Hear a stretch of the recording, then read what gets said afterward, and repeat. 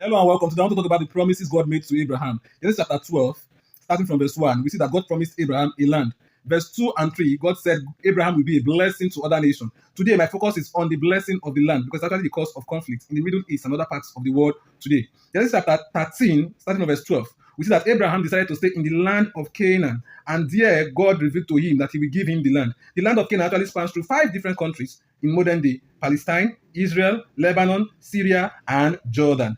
If you go through your Google and you search, you discover that what the descendants of Ishmael, the descendant of Esau, are all residents in these countries that I have mentioned today.